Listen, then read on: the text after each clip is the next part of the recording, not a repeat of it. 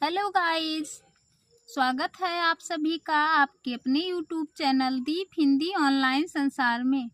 आज मैं आप लोगों के लिए लेकर आई हूँ कब और कहाँ कैसे अर्थात एनसीईआरटी पैटर्न पे आधारित सीटेट की परीक्षा की दृष्टि से वेरी इम्पोर्टेंट प्रश्न। हम लोगों का जीवन कहाँ पर कैसे किस हालात में शुरू हुआ उसके बारे में आज आपको बता रहे हैं। कब कहाँ और कैसे। कई लाख वर्ष पहले लोग नर्मदा नदी के तट पर रहते थे, क्योंकि ना तो उनके रहने का स्थान था और ना तो अस्थायी निवास था। ये कुशल संग्राहक भी थे। भोजन के लिए वे जानवरों का मांस, कंद फूल, फल, पेड़ों की जड़ का प्रयोग करते थे।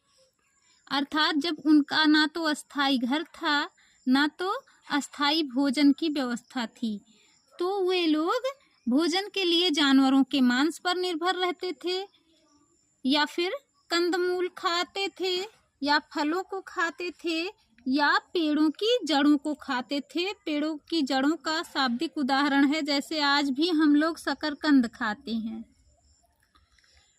तो इस प्रकार से उनके भोजन की व्यवस्था थी आरंभिक लोगों के।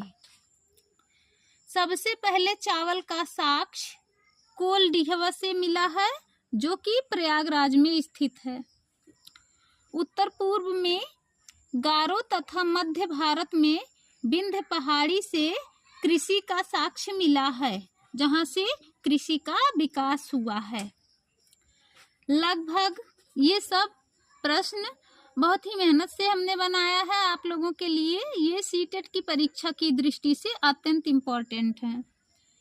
गांव का साक्ष्य मिला है 8000 वर्ष पूर्व। गंगा और उसकी सहायक नदियों के किनारे तथा समुद्र तटों पर नगरों का विकास 2500 वर्ष पूर्व हुआ। कहाँ? गंगा और उसकी सहायक नदियों के किनारे पर।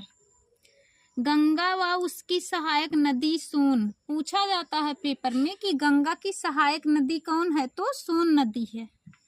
गंगा की सहायक नदी सोन के आसपास का क्षेत्र प्राचीन काल में मगध नाम से जाना जाता था, जो वर्तमान बिहार में है। हमारे देश का नाम कई प्रकार से है, जैसे भारत, इंडिया, आर्यावर्त, हिंदुस्तान आदि। इंडिया शब्द कहा ईरानियों और यूनानियों ने। पेपर में पूछा जाता है कि इंडिया शब्द का उल्लेख किसने किया, तो ईरान और यूनानियों ने। इन्होंने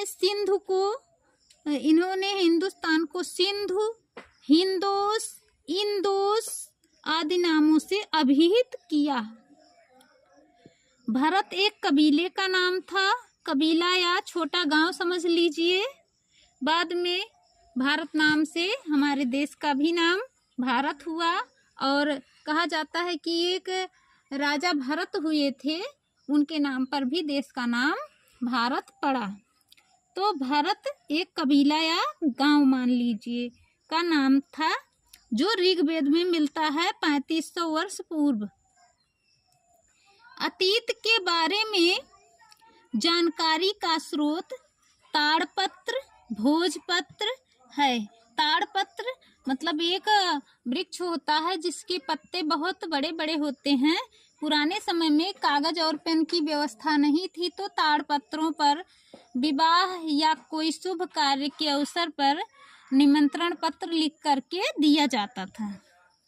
भोजपत्र जो हस्तलिखित होते थे, ये ताड़पत्र या भोजपत्र जो है वो हस्तलिखित होते थे, अर्थात हाथों द्वारा लिखे जाते थे।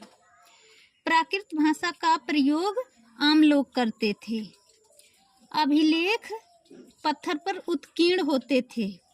इनके बारे में एक उदाहरण है सम्राट अशोक का 2250 वर्ष पुराना अभिलेख वर्तमान अफगानिस्तान के कंधार से प्राप्त हुआ है। इसमें यूनानी व अरामेइक लिपियों का प्रयोग किया गया है।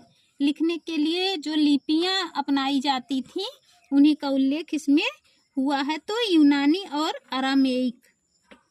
पुरातत्वविद पुरातत्वविद कहलाते थे जो अतीत की वस्तुओं की खुदाई द्वारा खोज करते थे, वे पुरातत्वविद कहलाते थे। जैसे जले हुए लकड़ी के टुकड़े, जले हुए अनाज या सिक्के या अनाज के दाने, जो भी पुराने समय के चाहे वो धरती पर मिले हों चाहे अंदर से खुदाई करके अवशेष प्राप्त किए गए हों, उन्हीं को पुरातत्वविद कहा जाता था। और इतिहासकार उनको कहा जाता था जो अतीत का अध्ययन करते थे। जैसे राजा रानियों का उल्लेख, व्यापारियों का उल्लेख, शिल्पकारों, मछुआरों, संग्राहक, कृषक, विजयों का उल्लेख आदि जो है इतिहासकार करते थे। इतिहास की तिथियां, वर्तमान समय में वर्ष की गणना की जाती है किसके आधार पर? ईसा मसीह के जन्म तिथि के आधार पर। ईसा मसीह के जन्म के पहले बिफोर क्राइस्ट कहा जाता है, बीसी अर्थात ईसा के जन्म के पहले, और ईसा के जन्म के बाद कहा जाता है ईसवी। धन्यवाद। यदि आप सभी को वीडियो पसंद आए तो लाइक, सब्सक्राइब, शेयर करना ना भूलें।